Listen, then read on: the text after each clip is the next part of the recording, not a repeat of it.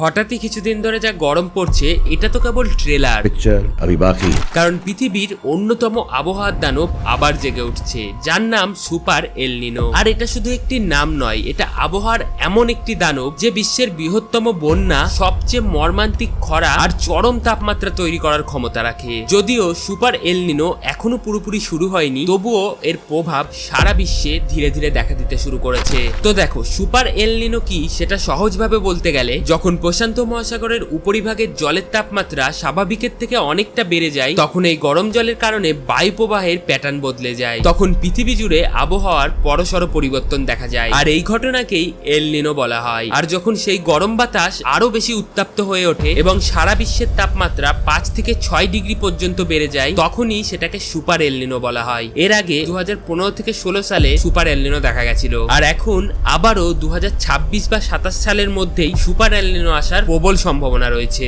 আর এর প্রাথমিক লক্ষণগুলো মুম্বাই এবং দিল্লির মতো বিভিন্ন জায়গায় দেখা দিতে শুরু হয়ে গেছে। তাই সামনে যে আবহাওয়া আসতে চলেছে তাতে নিজেকে সুস্থ রাখতে প্রচুর পরিমাণে জল পান করো, আর খুব জরুরি কাজ ছাড়া বাড়ির বাইরে বেরিও না। নিজেকে সুরক্ষিত রাখো, কারণ গরম কিন্তু আরো বাড়তে চলেছে।